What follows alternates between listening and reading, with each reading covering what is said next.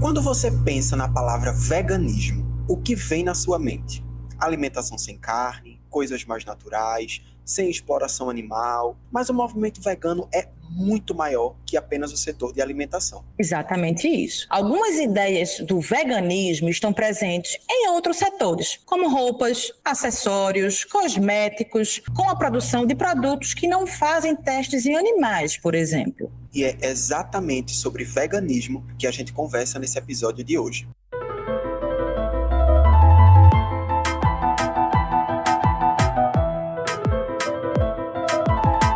Desteoriza, um podcast sobre ciência em um monte de assunto que quase ninguém entende direito.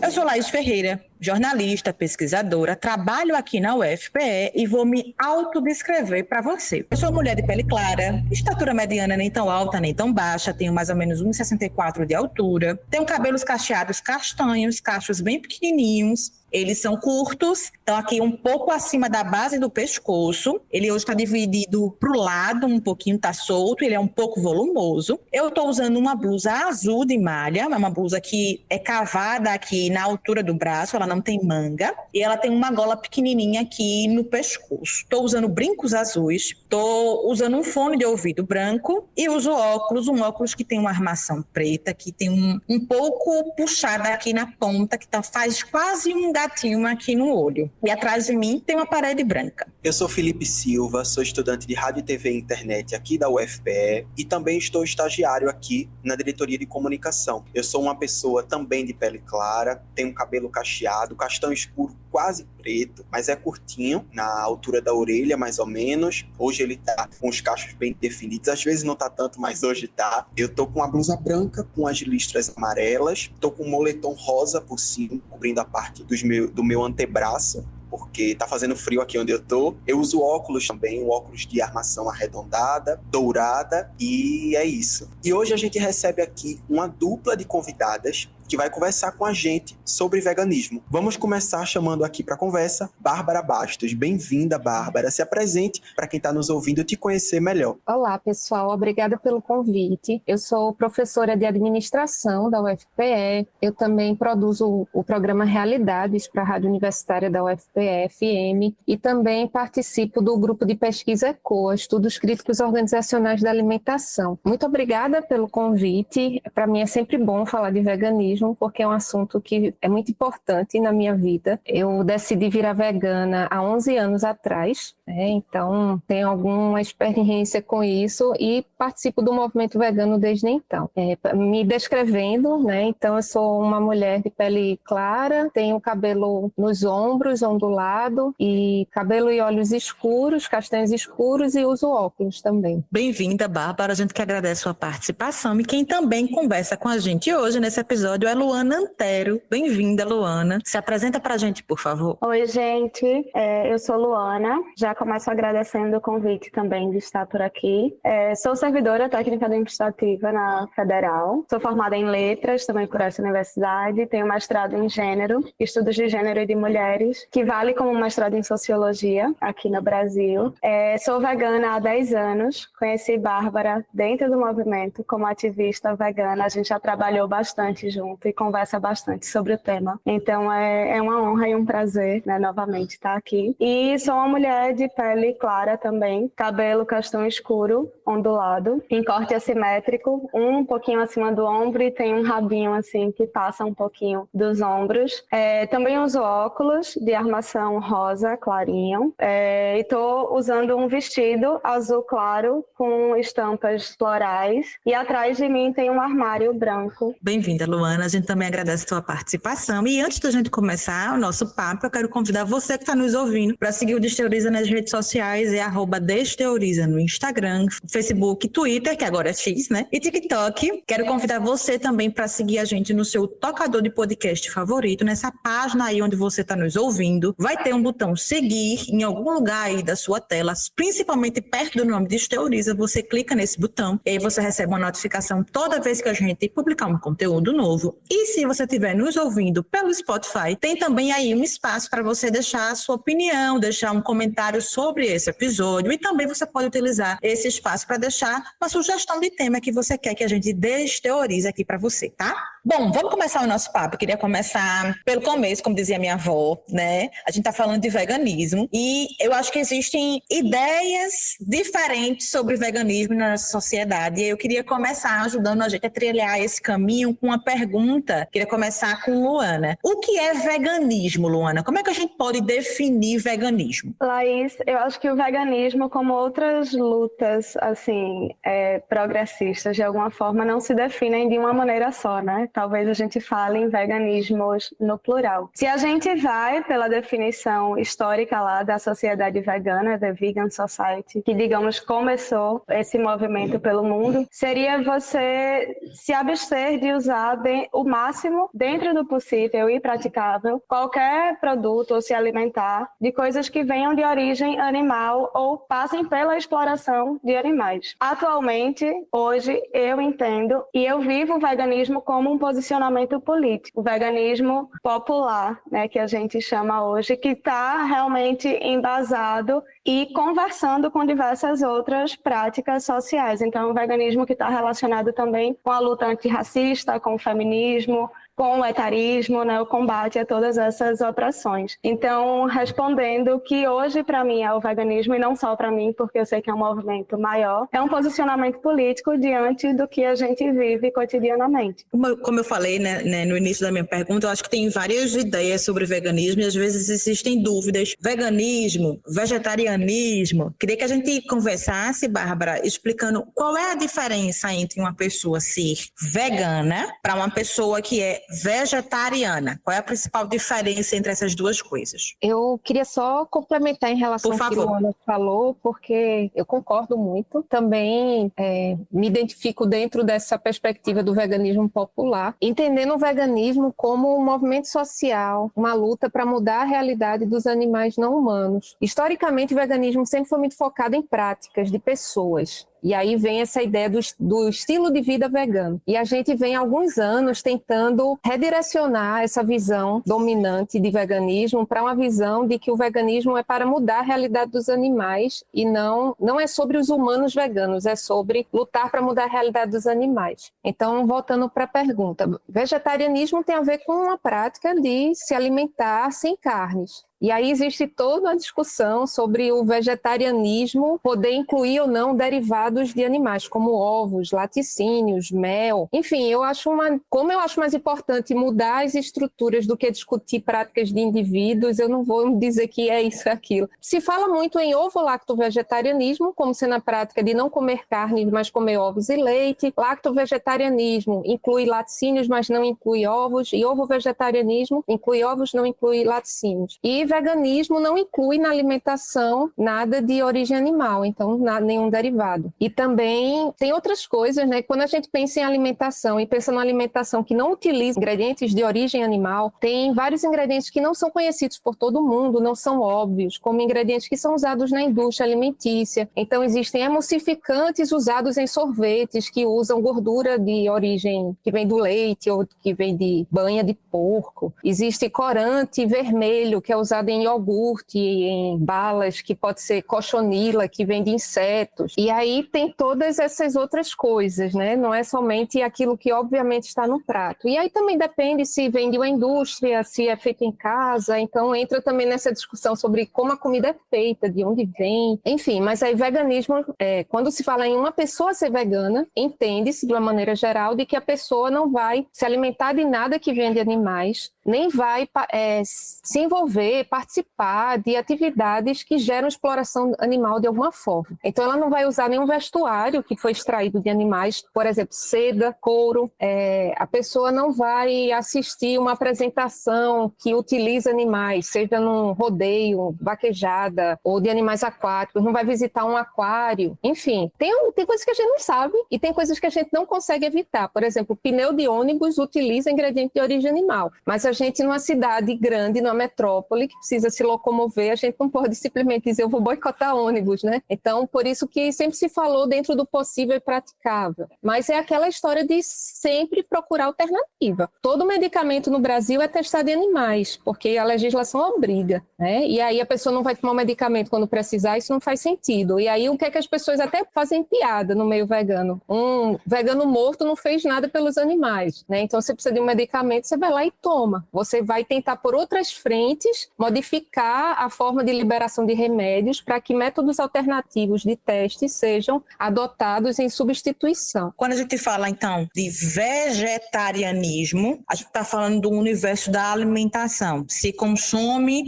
algo de origem animal. E aí tem uns, vou dizer assim, graus, porque é a palavra que está me vindo na cabeça, mas quando você falou, vegetariano ovolácteo é aquele que não consome carne, mas consome ovo e leite. Vegetariano lácteo, não consome carne nem ovo, mas consome leite. Ou pode ser o contrário, não consome carne nem leite, mas consome ovo. E a gente pode dizer que existem casos também, por exemplo, de alguém que não consome, em termos de alimentação, nada de origem animal, mas usa coisas de origem animal, uma bolsa de couro, uma roupa com tecido que vem de origem animal. O veganismo, ele é muito maior do que o vegetarianismo, né? Ele abrange outras áreas e não só a alimentação nessa nossa conversa aqui, né? E aí, por isso que na nossa abertura a gente diz que o veganismo, ele é muito maior do que tem a ver com uma alimentação, não é isso? Sim, porque a gente passa a analisar como a gente vive de uma maneira geral. Como a gente se locomove, como se veste, como se alimenta, o que a gente consome em termos de entretenimento, o consumo de uma forma geral, assim. Tudo que a gente consome, a gente para pensar de onde veio, como foi feito. Perfeito. A gente tem um quadro aqui no Desteoriza chamado Conta Tua História, onde nós chamamos pessoas para participarem do nosso episódio e para elas narrarem fatos relacionados ao tema que a gente está discutindo. Hoje a gente está falando sobre veganismo e a gente tem um depoimento aqui de Oberon Silva, que é da zona rural, e ele vai falar como o veganismo entrou na vida dele e tem a ver com o contexto do lugar de onde ele veio e vive até hoje. Vamos ouvir. Conta a tua história. Olá, eu sou Oberon, sou professor de yoga formado em Educação Física, com uma pós-graduação em Nutrição Humana e Saúde pela Universidade Federal de Lavras, a UFLA, e outra pós-graduação em Yoga pelo Instituto Lonavala da Índia, através da FMU. Sou autor dos livros Viajando na Luz, No Fluir da Felicidade e Vegan Yoga, e recentemente lancei um documentário chamado Muco, que trata de questões de contradição dentro de tradições muito antigas e que acabam ferindo os próprios princípios. Minha história com o veganismo vem de uma relação com o contexto em que eu nasci. Eu nasci na zona rural, que é onde eu vivo, e a atividade econômica local é a pecuária leiteira. E para que isso seja viável, é necessário que se devaste a vegetação nativa, a floresta nativa, o que compromete muito as nascentes, os recursos hídricos. E aqui, em especial, a gente tem grande diversidade hidromineral e isso vem sendo afetado. E o que mais me motivou mesmo a entrar nessa luta, que vem desde 2003, é a forma com que são criados esses animais, né? Os animais da pecuária leiteira. E a partir do momento que eu me dei conta disso, eu fui expandindo para outras áreas e hoje vejo como um movimento político, um movimento social que deve ser incorporado a outros movimentos também, assim como esse movimento deve incorporar os outros movimentos também. A gente tá falando aqui, a gente falou na nossa abertura que o veganismo, ele tá presente em várias áreas da vida das pessoas, né? E é exatamente isso que a gente tava falando agora. Então, pra gente começar pela saúde. Luana, eu queria saber quais são os benefícios do veganismo pra nossa saúde, né? Enquanto seres humanos. E em que um estilo de vida, como o vegano, pode impactar positivamente na saúde das pessoas como um todo, assim. Eu vou começar respondendo dizendo que eu não sou uma profissional profissional da área da saúde, tá? Então, talvez os que são abertos ao veganismo e não tratam desse tema com preconceito, pudessem dar respostas mais específicas com relação a nutrientes e tudo. Mas da minha prática vegana e de algum conhecimento que a gente precisa adquirir para conversar com as pessoas que não entendem o que é veganismo, eu acho que hoje está bastante comum, por exemplo, a gente ver pessoas que estão se abstendo de consumir lácteos, né? Leite e seus derivados, muito por conta de alergia. A gente sabe que o leite produz muito muco e isso afeta bastante quem tem rinite, quem tem sinusite, quem tem outros tipos de alergias ambientais de uma maneira geral. Então, só de pensar em tirar esse elemento da alimentação, que é, digamos, o ponto inicial do veganismo, muitas vezes, já traz uma melhora muito significativa na nossa saúde, com relação à respiração, com relação a corpo. Quem pensa em emagrecer, em desinflamar, né, você desincha bastante, porque tira um elemento realmente inflamatório da nossa alimentação, assim como a carne e assim como outros produtos de origem animal. Então tem essa parte física do corpo, né? Pessoalmente, me abster de consumir todos esses ingredientes de origem animal me trouxe muito mais disposição. Eu sinto a digestão de uma maneira muito melhor. Isso é algo que vários veganos relatam também, né? Porque carne e leite são alimentos muito gordurosos, então demoram bastante para serem digeridos no nosso organismo. Vem aquela sensação de cansaço, de letargia, a necessidade realmente de dormir depois do almoço, né? Quem nunca comeu uma feijoada, quem nunca foi para um churrasco e passou a tarde toda empanzinado, assim, precisando dormir. E aí tem essa disposição, né, para você fazer mais atividade física também. Você passa a pensar também com mais consciência no que você vai consumir. Então, a partir do momento que você precisa refletir, você vai ver que uma alimentação saudável, ela não está composta só de arroz, feijão e carne. Você vai procurar outras fontes de nutrientes, vai diversificar mais a sua alimentação. Essa diversificação vai trazer mais fibra para o seu organismo, mais micronutrientes, mais vitaminas, vai melhorar a sua saúde de uma maneira geral e física, né, fisiológica, assim eu vou falando. E um ponto que para mim é fundamental, que muitas vezes a gente não pensa quando entra nesse tema saúde, né, é a saúde mental. Você saber que está se alimentando e está vivendo, né? Porque como a gente viu aqui, não é só alimentação, são escolhas diversas que a gente faz no nosso dia a dia, que a gente faz ao longo da vida, que vão contribuir ou vão deixar de contribuir, na verdade, para uma realidade de grande exploração. E aí, quando a gente tá... Outra questão também é que quando a gente tá falando sobre esse assunto, quando a gente começa a debater sobre veganismo, sobre vegetarianismo, e algumas pessoas ainda acham que pessoas veganas possuem algum tipo de deficiência de nutrientes, né? Pelo fato de não consumir carne, ainda existe muito esse mito. E aí, Bárbara, eu queria que você falasse pra gente agora, pra gente esclarecer de uma vez por toda esse assunto. Como é que a gente faz para ter uma alimentação balanceada, rica em nutrientes, mesmo sem consumir alimentos de origem animal? Durante muito tempo, na área de nutrição, se acreditava que era necessário consumir a chamada proteína completa, que dizem, porque a carne tem a proteína completa, o ovo tem a proteína completa. O que é isso? É ter o conjunto de aminoácidos essenciais. É porque proteína não é um tipo, é um conjunto de tipos que alguns a gente precisa ter na alimentação e os outros o nosso corpo mesmo produz. Esses essenciais estão todos, o conjunto todo, eu não lembro agora quantos são, tem todos na carne, tem todos no ovo. Só que o que se estudou depois foi que a gente precisa ingerir, mas não necessariamente de uma mesma fonte. E aí, onde é que a gente consegue todos os aminoácidos essenciais? Na combinação de cereais e leguminosas, o famoso arroz com feijão, que pode ser também macarrão com lentilha ou pão com hummus, que é feito de grão de bico. Ou seja, comendo cereais e comendo comendo leguminosas, a gente consegue comer os aminoácidos essenciais. O que é que mais tem, né, na carne, no ovo, nos laticínios? Aí tem alguns nutrientes que são necessários, que estão em alimentos do reino vegetal. E aí, assim, também dizendo que eu não sou da área de saúde, mas todo vegano estuda um pouco sobre nutrição, então já fiz cursos, assisti palestras, li livros, né? Tenho 2 filhos, então também tive esse cuidado de me preocupar na minha gestação e na alimentação deles. Então, assim, o que tem também de importante? Ferro, o feijão é uma ótima fonte de ferro. Zinco, o feijão também. Cálcio, feijão também tem cálcio, mas também tem cálcio em folhas verdes escuras, em algumas sementes, como gergelim.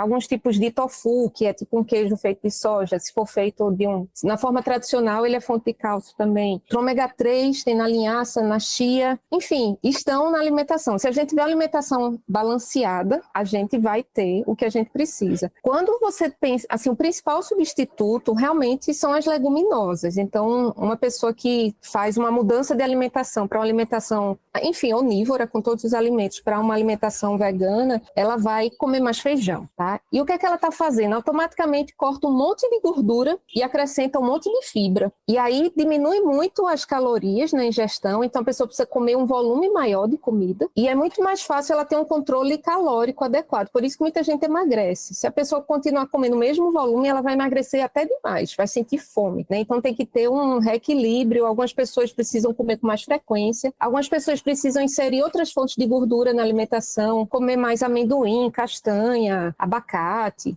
usar mais azeite na comida. Mas assim, um prato de almoço equilibrado vai ter leguminosa, cereal e legumes, vegetais, salada, que pode preparar de diversas maneiras. Você pode fazer tortas, bolinhos, pode fazer escondidinho, pode fazer moqueca, enfim, dá para se combinar isso de inúmeras formas bem interessantes ou bem simples, depende do que a pessoa acha importante, do tempo que ela tem, de como se ela cozinha ou se ela come fora.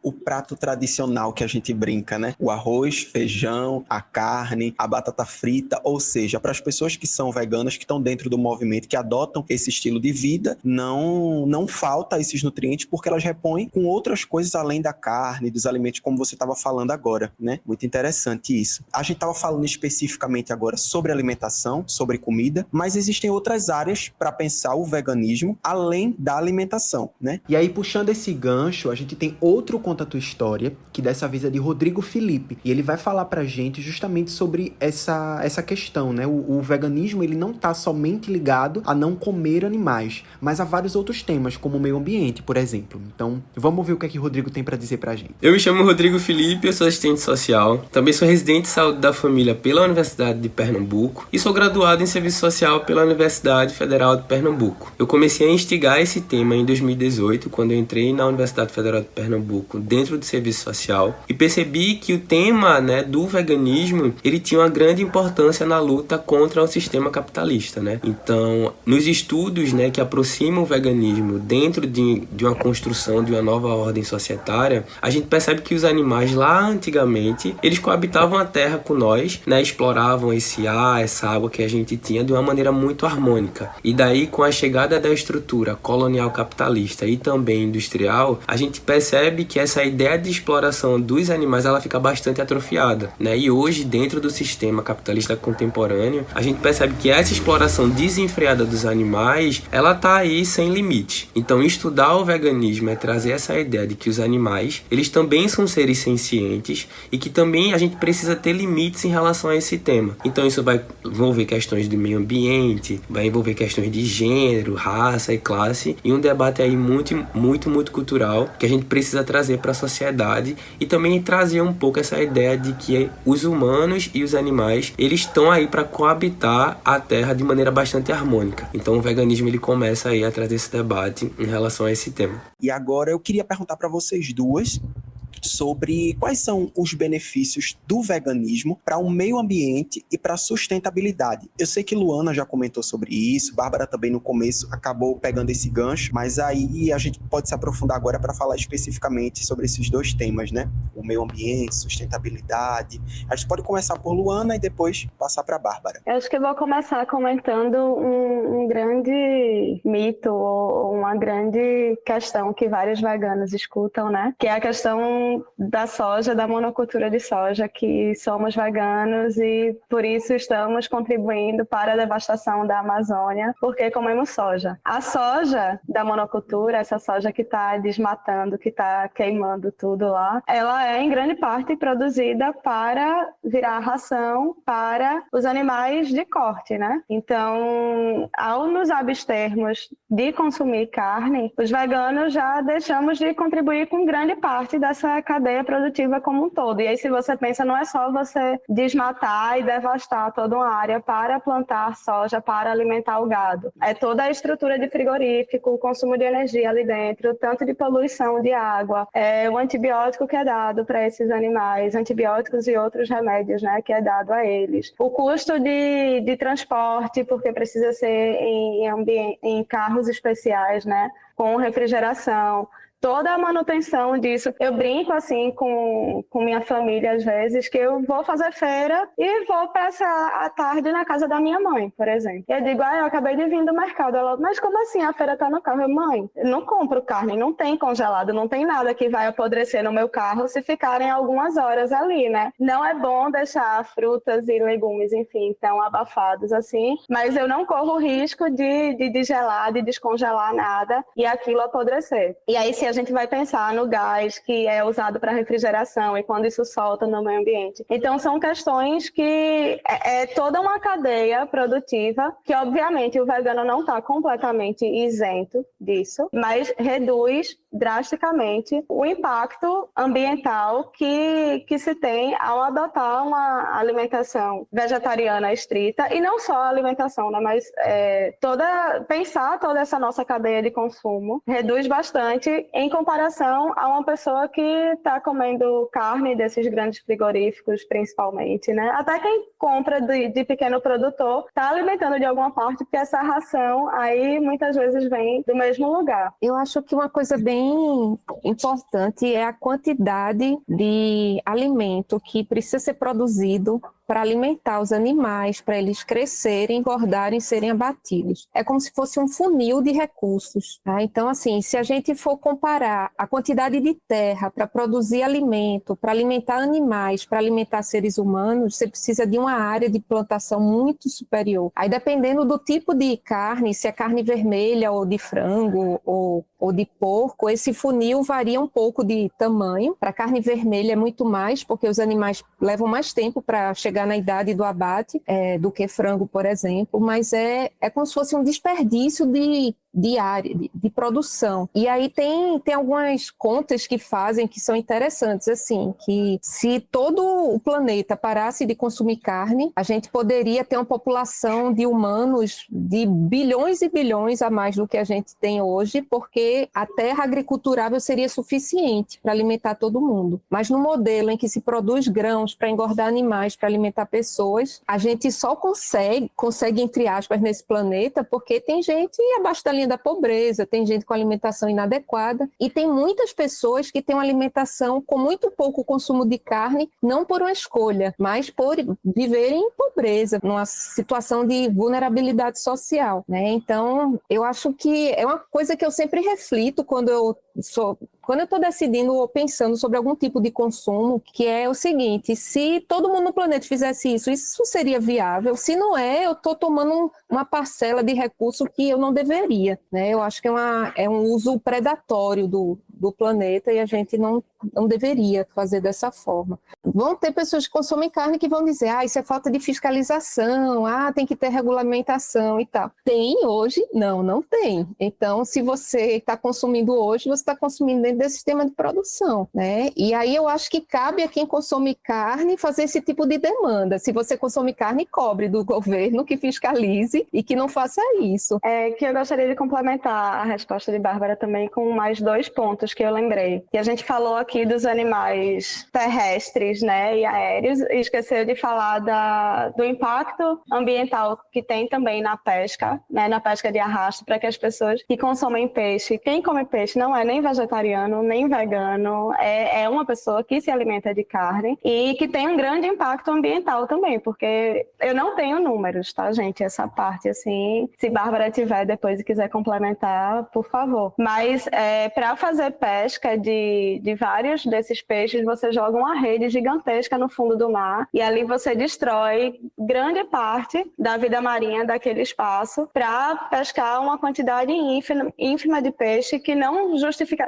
assim, como vegana, eu acho que não justificaria nada pescar o peixe, né? Mas considerando todo o impacto ambiental que tem aí, não se justifica pelo dano ambiental gigantesco que é causado. Uma comparação que me veio agora é quase como você desmatar, de fato, a Amazônia para plantar soja, para produzir pouquíssima carne, né, de gado, para alimentar as pessoas. Seria talvez equivalente ao impacto ambiental que você causa também nos oceanos, para pescar o tanto de peixe, para alimentar uma quantidade ínfima de pessoas também. E um outro ponto que eu lembrei, tem um amigo nosso também, Diego, que ele é médico infectologista, e ele tem pesquisado também o desenvolvimento de superbactérias e a nossa resistência a antibiótico, muito pela poluição dos lençóis freáticos que vem da indústria, da agroindústria, né? Porque você dá antibiótico para os animais para que eles sobrevivam tempo suficiente para o abate e não cheguem lá apodrecidos, né, de alguma infecção. E esse antibiótico vai sair, assim como sai na nossa urina, sai do jeito que precisa sair do nosso organismo, sai nos animais, só que numa quantidade muito maior, porque você pensa na população pecuária, a população de gados que tem no Brasil, tomando muito antibiótico, tomando muito remédio, e isso vai para os lençóis freáticos, que chega na água, que está todo mundo consumindo de alguma forma. Então, acabamos virando pessoas resistentes a tratamentos antibióticos, e daí começam a surgir superbactérias, né? E aí não é só uma questão ambiental no sentido de terra, de planeta, mas afetando a população também de uma maneira geral. E acho que são 2 pontos bem importantes de a gente lembrar aqui, afetando também a nossa saúde, né? Foi um ponto que... Perfeito. E você começou sua resposta antes de Bárbara, Luana, dizendo assim, vou falar aqui de um mito, que é a questão da soja. Então, eu queria pegar esse teu gancho. Tem algumas frases que se fala muito, que são consideradas, às vezes, inclusive, muitos mitos quando a gente pensa em veganismo, vegetarianismo, que eu queria trazer aqui para a gente comentar, queria ouvir vocês sobre essas frases, inclusive para ajudar a desmistificar essa ideia, né, para a gente pensar melhor sobre isso que é dito nesse universo a partir de uma perspectiva vegana, disso que eu vou trazer aqui. Um primeiro mito que eu acho que as pessoas dizem muito relacionado ao veganismo é que ser uma pessoa vegana custa caro. Custa caro ser uma pessoa vegana? Você falou aí de supermercado, Luana, eu sei que é um dos tópicos, queria te ouvir em relação a isso. Custa caro, sobretudo porque vocês, no começo do nosso episódio, se colocaram assim, veganismo popular, né? Então, passa de alguma maneira também por essa questão da possibilidade do consumo, sem consumir coisas de origem animal. Ser vegano, ser uma pessoa vegana, custa caro ou é possível dentro dessa perspectiva de um veganismo popular, Luana? É possível. Sempre que me vem com esse comentário, eu respondo com uma pergunta, né? E lembro do que é um prato típico brasileiro, como o Felipe também trouxe aqui. O que é um almoço típico nosso? Arroz, feijão, bife, batata frita ou uma salada normalmente composta de alface e tomate e cebola às vezes. E aí desses elementos, o que é que o vegano vai consumir? Arroz, sim. Feijão, sim. Batata frita, sim. Salada, sim. Vai tirar a carne, que é o elemento mais caro. E com esses elementos que eu comentei que o vegano vai consumir, ele já tem as proteínas e outros nutrientes necessários para ficar bem de saúde. E aí, se você tira o elemento mais caro do prato, como é que a alimentação vegana vai ser mais cara? E a gente está falando de alimentação somente porque também é algo que está mais presente no nosso dia a dia, né? A gente espera que as pessoas consigam fazer 3 refeições e sabe que não é a realidade de todo mundo, mas pensando nessa perspectiva de você tirar a carne do prato, você já tirou o elemento mais caro que teria aí. Um vegano que se alimenta assim, consumindo conscientemente ou consumindo de maneira popular, não tem como ser mais caro. Agora, é claro, que se você for para ultraprocessados, que tem inclusive a indústria da carne se aproveitando desse nicho de pessoas, aí você vai pagar uma fortuna por isso. Mas não é necessário. Você não precisa disso para sua alimentação. Então, isso é um mito, assim, gigantesco que precisa ser derrubado o quanto antes. Um outro mito, Bárbara, que aí tem a ver com uma resposta que você deu antes de eu começar essa frase, que aí você diz assim, se todo mundo parar de consumir carne no mundo, a gente teria espaço, a agricultura seria suficiente para alimentar toda a população mundial e ainda conseguiríamos ter uma população maior do que temos hoje. E aí eu queria trazer um mito que é um pouco relacionado talvez com metade dessa frase, que é assim, se todo mundo parar de comer carne animal, né, ou usar coisas derivadas de animais, mas especificamente a carne animal no mundo. Já escutei pessoas dizendo que os animais não seriam mortos, né, não iriam para o abate, e teríamos uma quantidade muito grande de animais, e aí entrando nos tipos de animais que a gente falou aqui, né, porcos, enfim, galinha, boi, enfim, e os próprios peixes, quando a gente fala de pesca, que a gente falou no começo da conversa, teríamos a quantidade muito grande de animais e isso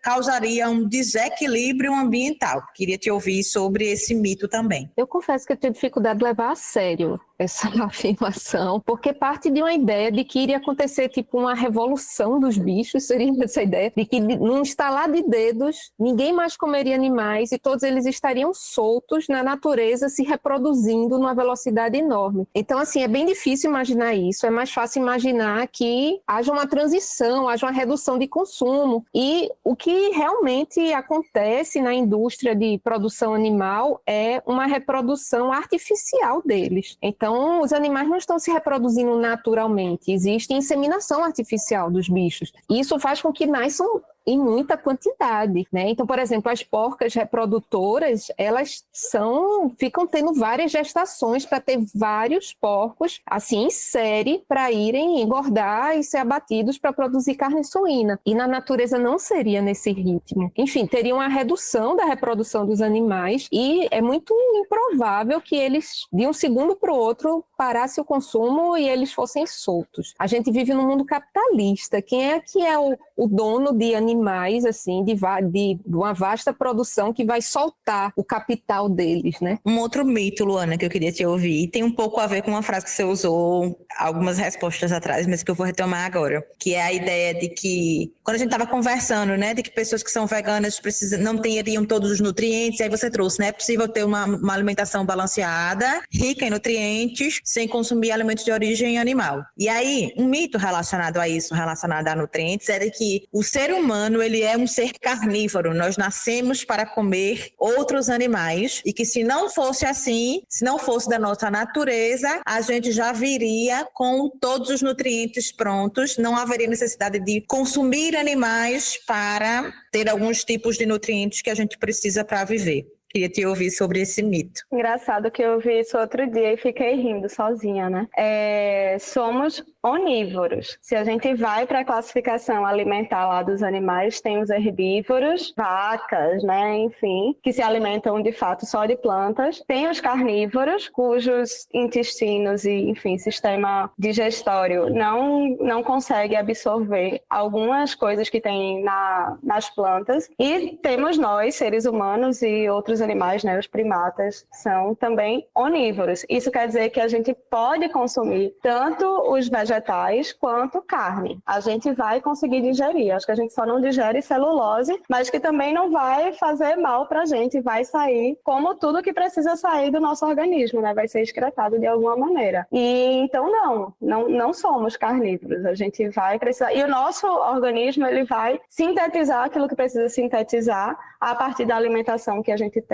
Um grande mito que dizem, porque vegano não consegue, não tem B12, né? Não consome B12 suficiente. Talvez essa seja o único nutriente que, de fato, a gente não consegue encontrar nos vegetais, como a Bárbara falou, né? Do ômega 3 e outros nutrientes. Mas a gente consegue fazer a suplementação. E quem come carne faz a suplementação indireta, né? Porque os animais estão sendo suplementados. A gente perdeu a capacidade de sintetizar B12 no nosso organismo, que a gente fazia isso antes. Pelo menos eu já ouvi um médico relatando isso, que a gente conseguia sintetizar no nosso intestino. E um outro mito, Bárbara, que aí eu acho que é bem da tua rotina que você falou, né? Eu sou mãe de 2 filhos, então me preocupei inclusive com essa alimentação quando eu estava grávida, é possível, etc. É o mito de que é muito difícil, quase impossível, criar crianças veganas. Queria te ouvir em relação a esse mito. Então, isso é uma questão complexa,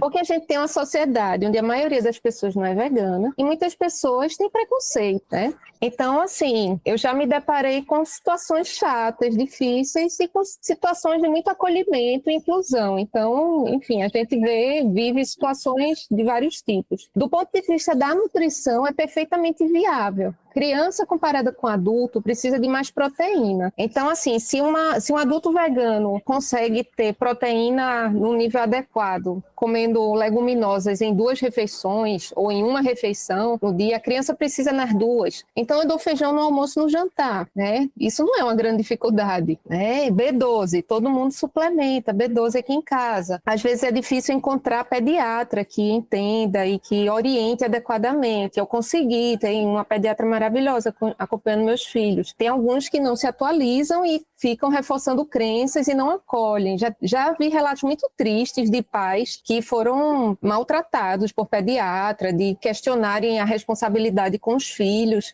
quando na verdade pais veganos costumam pesquisar muito mais sobre alimentação do que os que não são. Então, o foco de atenção em alimentação comparado a outras questões de criar filhos costuma ter uma atenção grande de quando os pais criam os filhos dessa maneira, né? Então, assim, eles estão bem alimentados. A questão da socialização depende de diálogo, né? De tentar encontrar soluções que não incomodem. Por exemplo, vai para a festinha de aniversário, conversa com os anfitriões, pergunta se vai ter opção, pergunta se a pessoa quer alguma sugestão de receita ou de fornecedor, se quer que eu leve um prato, né? Então, enfim, a gente precisa estar mais disposto a conversar com as pessoas e a lidar com alguns nãos na cara e saber ir levando isso, né?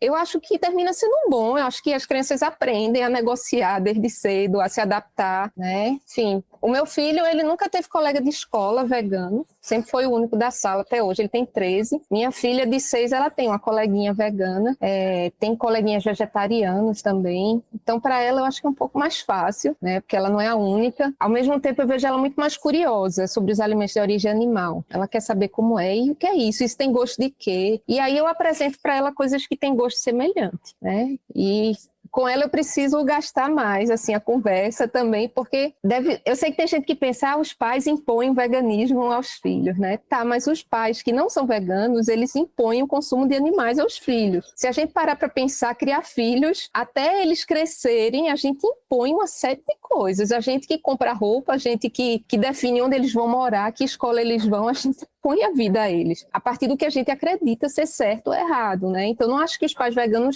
fazem algo diferente de outros pais. Então, da mesma forma que quem come carne dá carne, quem não come carne não dá carne. E a gente faz isso com todo um cuidado para que não falte nutriente, que as crianças tenham saúde, para que elas não se sintam excluídas nos ambientes em que elas circulam. Então, enfim, eu acho que como é algo mais novo e que é uma minoria que vivencia isso, a gente tem que ser criativo, tem que conversar, envolve uma dedicação, mas é perfeitamente possível.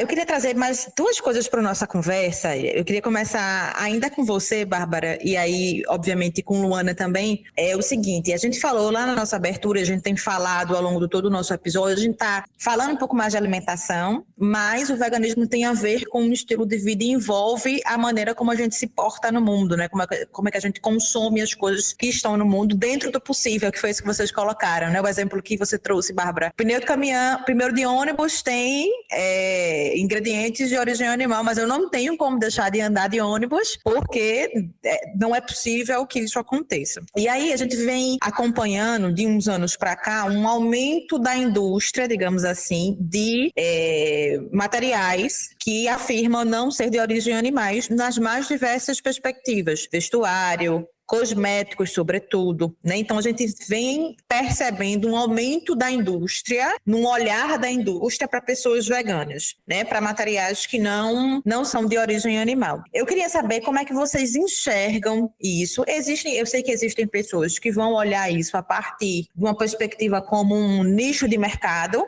né? E aí, voltando para um gancho de uma fala de Luana, o que é possível dentro do veganismo popular, quando Luana diz assim, vão trazer produtos mais caros porque coloca lá o selo vegano, porque se criou essa ideia de que uma pessoa vegana ela tem mais dinheiro, dentro dessa perspectiva de raça, de pessoas brancas que têm um poder aquisitivo maior, que podem consumir algo mais caro. Queria saber como é que vocês enxergam essa volta que o mercado está dando para dar mais opções de produtos veganos nas mais diversas áreas. Como é que vocês enxergam isso, tanto em relação ao consumo, quanto também em relação a esse nicho de mercado? Queria ouvir vocês. Acho que a gente pode começar por Bárbara e depois ir para a Luana. Eu queria primeiro agradecer pela pergunta, porque assim, Isso tem muito a ver com onde o movimento vegano está hoje, especificamente aqui no Brasil. A gente assistiu, alguns anos atrás, a um grande avanço da indústria alimentícia sobre essa questão de produtos veganos. E isso gerou uma grande discussão dentro do movimento, porque uma parte do movimento começou a achar isso maravilhoso.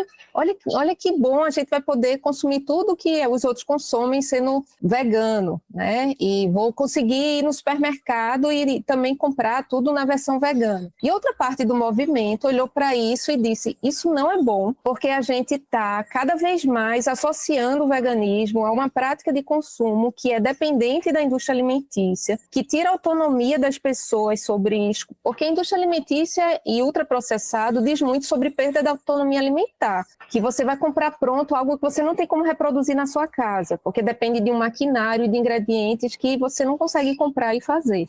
E aí tem a perda de autonomia, tem as questões de saúde envolvidas e impacto ambiental, porque alimentos ultraprocessados têm maior impacto negativo para a saúde e maior impacto alimentar, é muito baseado em monoculturas, né? E cria toda uma dificuldade da adesão ao veganismo, porque são produtos que são caros, né? E aí o que é que as pessoas começaram a enxergar o veganismo? Para ser vegano eu tenho que comprar queijo vegetal, eu tenho que comprar manteiga vegana, eu tenho que comprar hambúrguer vegano que vende lá no Pão de Açúcar. Quem é que tem acesso a esse tipo de produto? É uma pequena parcela da população. E aí o conceito de veganismo popular, ele surgiu dentro desse debate sobre que veganismo nós queremos defender, que é um veganismo que não vai partir do que a indústria quer vender para as pessoas, mas é um veganismo que deve partir das pessoas que defendem os animais e defendem um mundo onde os animais não sejam explorados. Eu acho que quando a gente entende o veganismo não como uma prática de consumo, mas como uma consciência política de fato, e aí pessoas que estão politicamente conscientes dos diversos âmbitos da vida, elas vão pesquisar, vão ler rótulo, vão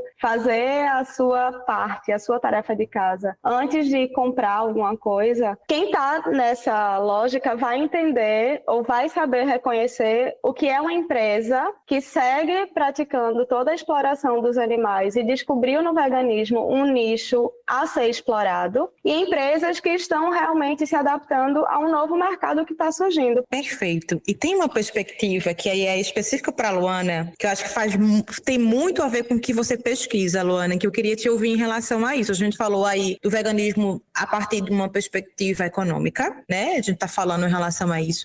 E eu queria te ouvir do veganismo a partir de uma perspectiva de gênero. Eu sei que você tem pesquisas que relacionam veganismo e feminismo. Eu queria te ouvir em relação a isso. O meu despertar para o veganismo veio por esse viés, né? Então, para mim é bem importante isso. Eu já pesquisei academicamente esse tema no meu mestrado. Hoje é muito mais uma pesquisa empírica e da minha vivência, de fato, mas eu até li uma frase hoje que dizia: gravidez forçada é tortura. Eu disse, nossa, eu vou levar isso lá para a nossa gravação, porque o meu despertar para o veganismo veio daí. Eu já me entendia feminista, eu sou doula, também formada, não praticante. Então, direitos reprodutivos, para mim, sempre foram uma questão bem importante.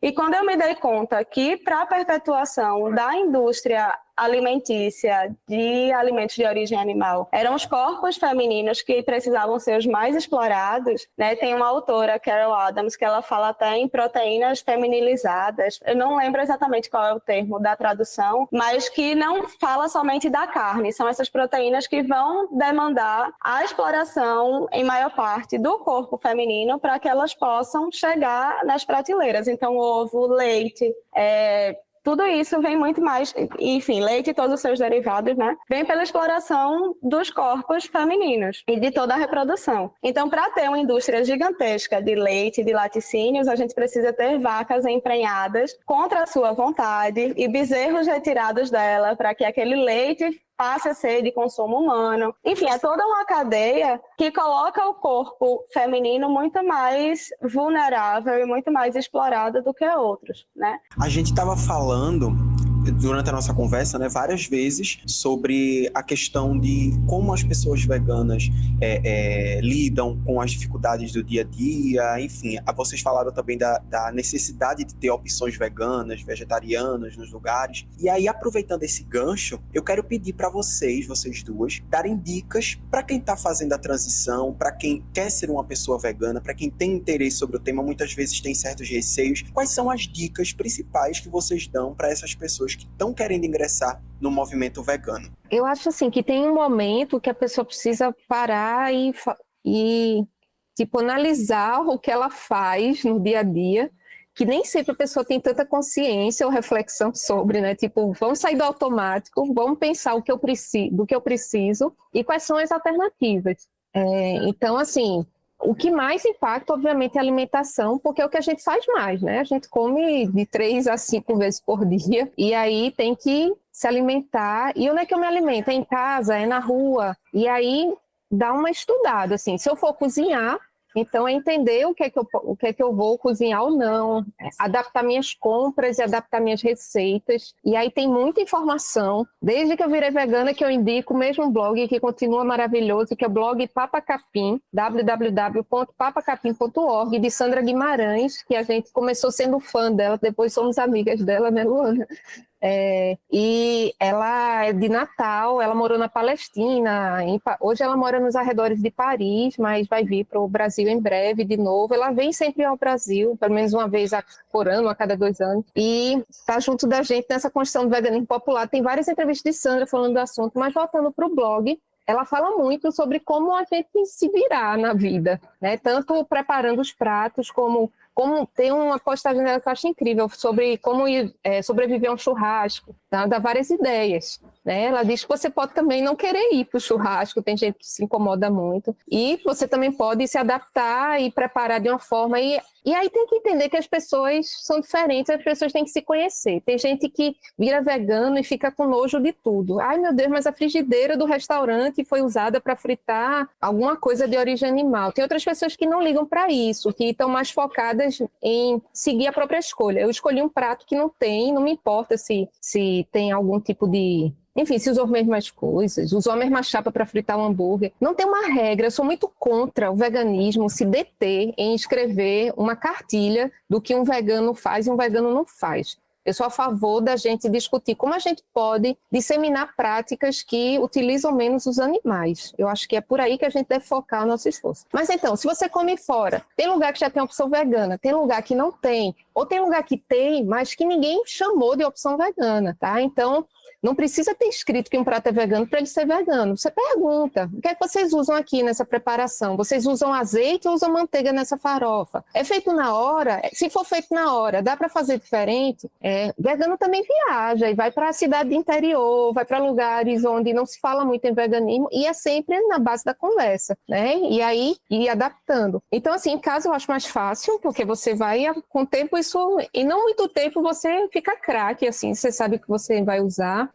Na rua, se é os lugares que você sempre circula, você vai conhecendo, vai perguntando. Tem pessoas que estão muito acostumadas a comer a mesma coisa e não veem que tem ali na frente dela opções. Não tem o que comer na rua. Poxa, em Recife tem tapioca em toda esquina, tem pipoca, tem paçoquita. Eu acho que são algumas coisas que a gente come com bastante frequência, né? Eu fui numa pousadinha no interior, eu não sabia se o pão era vegano, se o bolo geralmente não é. O pão, talvez você não consiga saber, mas se você pedir uma tapioca, com certeza é vegano, né? Enfim, eu acho que é muito isso, de pesquisar receita, pesquisar lugares, conversar com as pessoas, entender que ninguém é obrigado a fazer as coisas para você. Se tem uma coisa que me dá agonia, é adolescente. Minha mãe não quer fazer feijão sem carne para mim.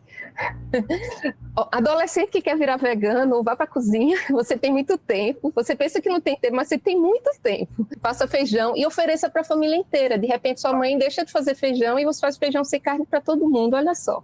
E aí, Luana, conta pra gente quais são as tuas dicas. É um pouco alinhado com o que a Bárbara falou, mas a primeira dica que eu dou para todo mundo é acrescente antes de tirar. E aí, em todos os aspectos.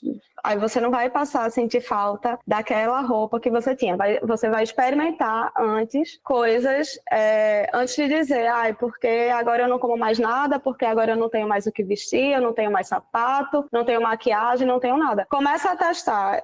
Eu acho, é possível. Tem pessoas que viram veganas do dia para noite. Mas eu acho sempre um movimento um tanto perigoso quando a gente toma uma decisão tão grande como essa. Para mim, foi e segue sendo a maior e mais importante decisão que eu já tomei na minha vida, porque impacta diversas outras, né? Então, acho que é realmente uma decisão muito grande para você dizer, agora virei vegano e pronto, vou me desfazer de tudo que eu tinha, vou aprender tudo do zero, e você tem uma grande sensação de falta. E é muito difícil você ter vontade de continuar se você está sempre sentindo que não tem, né? Poxa, porque antes era assim, a gente sempre vai voltar lá para trás e dizer, porque antes eu tinha isso e agora não tenho. Então, acrescente antes de tirar, vai experimentando, faça uma refeição sem nada de origem animal, amplie isso para outros dias, teste uma roupa, uma bolsa que não seja couro, né? Vai experimentando. E outra coisa é aprender a cozinhar, fundamental, mas aprender a conversar também, não só de perguntar, isso que Bárbara falou, né? De chegar nos ambientes e saber negociar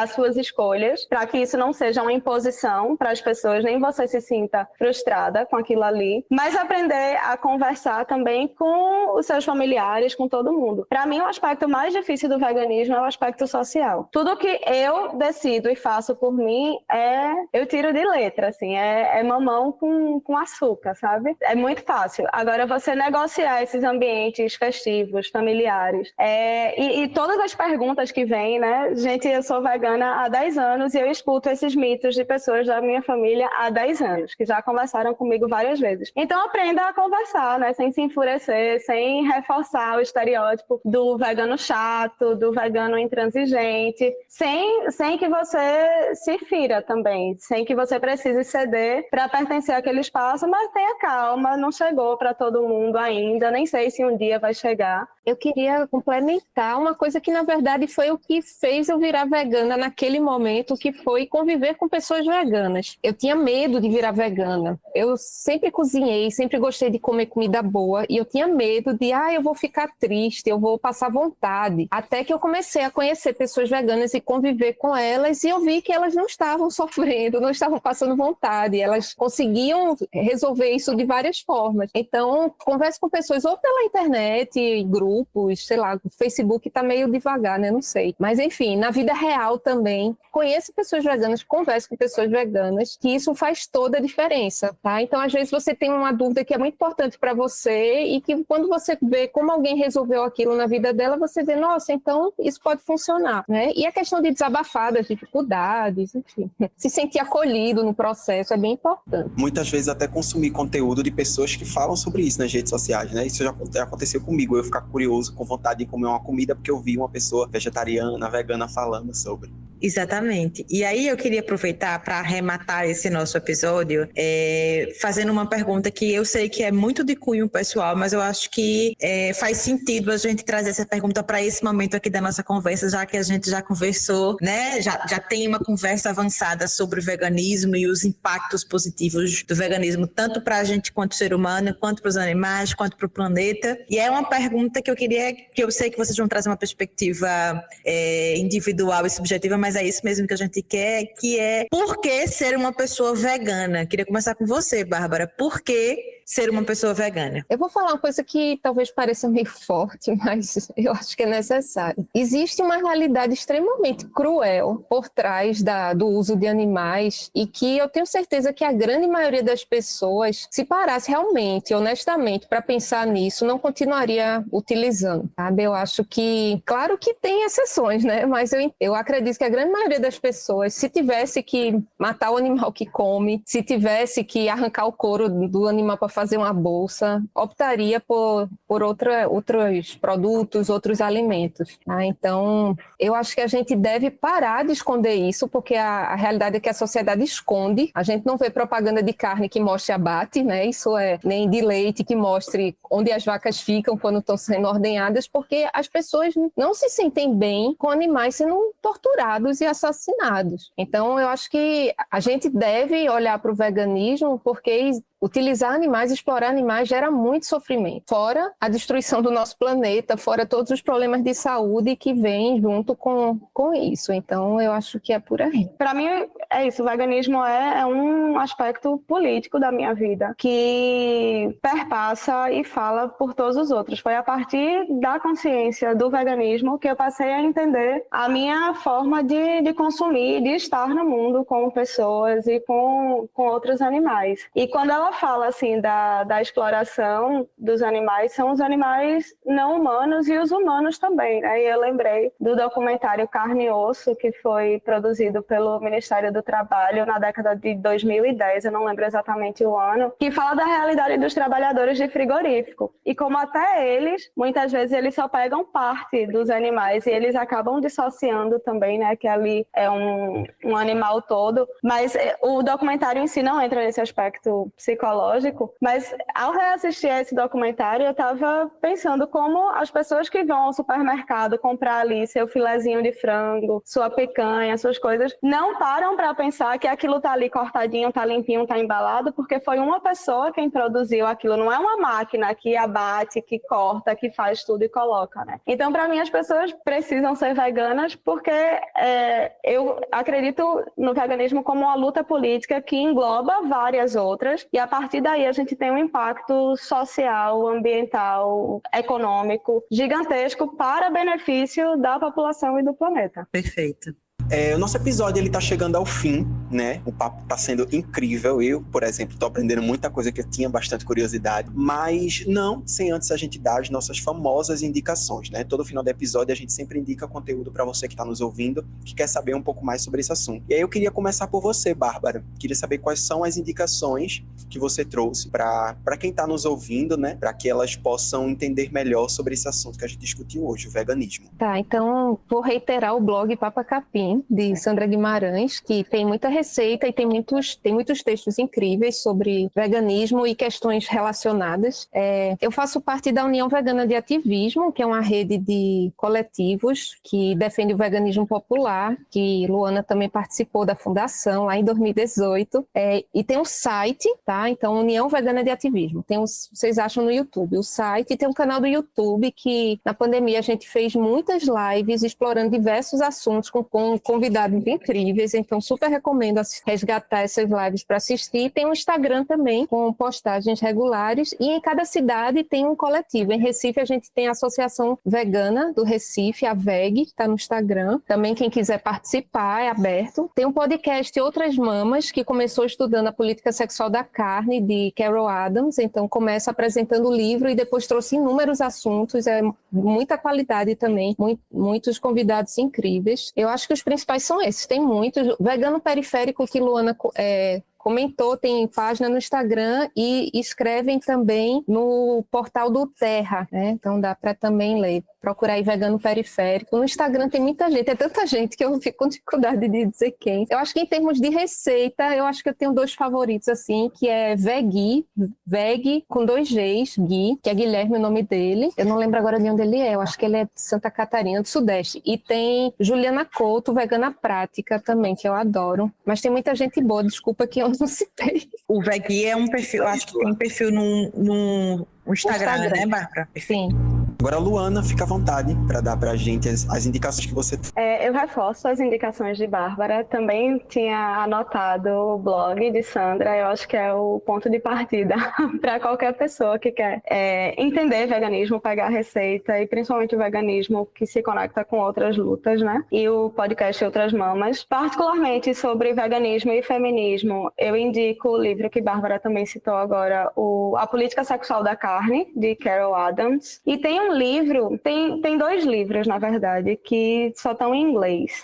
Um eu tinha até anotado antes, que é o Sister Vegan. Eu acho que vai sair como as indicações aí que eu dei, que ele faz não só a leitura do veganismo, mas tem um recorte de raça e de classe nele, que ele foi um livro editado e escrito por veganas negras nos Estados Unidos sobre essa realidade, como é ser uma vegana negra nos Estados Unidos, e aí tem ensaios, tem poemas, tem muita coisa boa nesse livro. Eu acho que foi o primeiro que eu li nessa junção.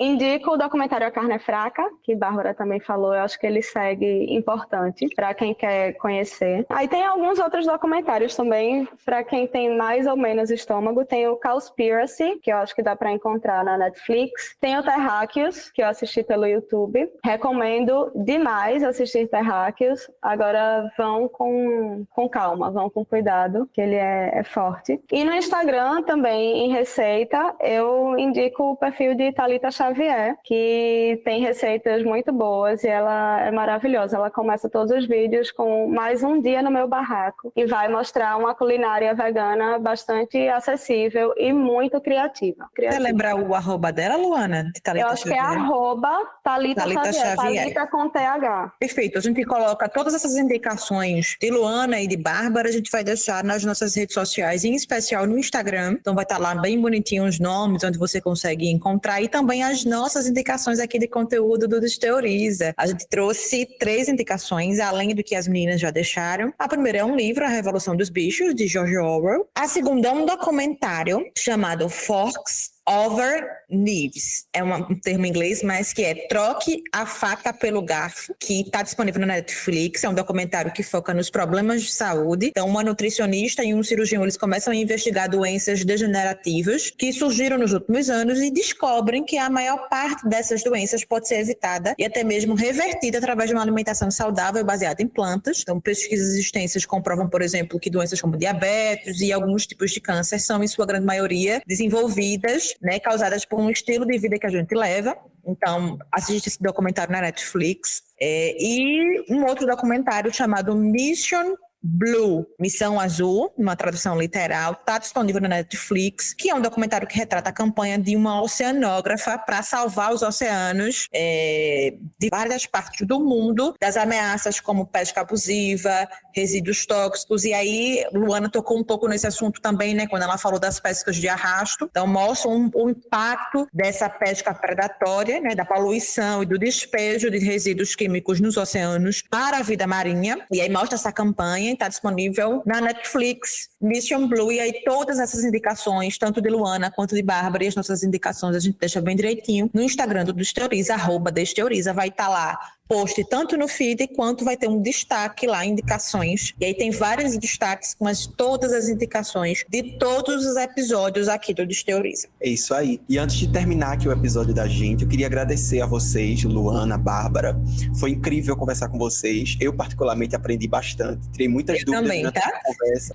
Coisas que a gente tinha preparado para perguntar lá na frente, que vocês já foram respondendo, então incrível. E aí eu deixo aberto para que vocês possam se despedir, para quem acompanhou esse episódio. Aí pode começar por Luana e depois a gente segue para Bárbara. Eu vou tentar ser breve. Eu quero agradecer demais o convite do Desteoriza. Como eu falei antes algumas vezes, esse tema, o veganismo, e mais especificamente com recorte de gênero, é um tema fundamental na minha vida. E poder conversar sobre isso abertamente, saber que isso vai chegar a um público ainda maior, um público que não é necessariamente vegano, porque uma coisa é falar num podcast específico de veganismo, outra num podcast mais geral, e isso atingir outras pessoas é bem relevante. E foi uma honra ter sido convidada a participar aqui com vocês, poder conversar com Bárbara, que é uma referência para mim no veganismo e é uma amiga também hoje. Então, muito obrigada, gente. Queria agradecer também e parabenizar pelo trabalho que vocês estão fazendo no Desteoriza. Eu venho acompanhando, é muito legal. Dizer que é uma honra estar com vocês, estar com Luana também. Gente, Luana estava comigo no nascimento da minha filha, para vocês entenderem aí a importância dela na minha vida. Enfim, o veganismo me trouxe muitas amizades incríveis, Então, é isso. Leiam sobre o assunto. O veganismo é pauta de toda a sociedade, não é assunto só de vegano. Vamos conversar.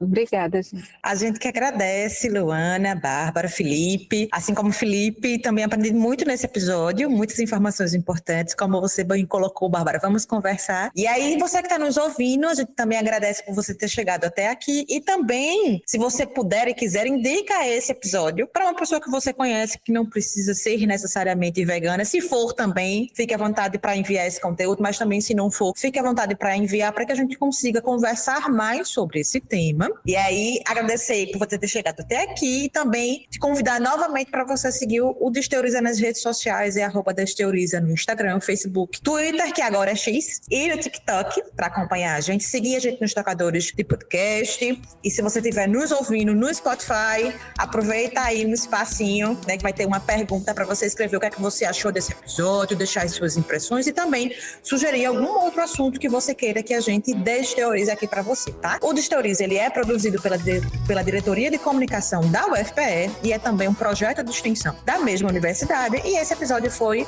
apresentado por Felipe Silva e por mim, Laís Ferreira. Teve produção de Jonas Lucas Vieira, pós-produção de Marília Félix, edição de Laura Marinho e design de Ludovico Soares, Sandra Chacon, Marcos Melo e Ana Letícia Buarque. A gente te espera no próximo episódio.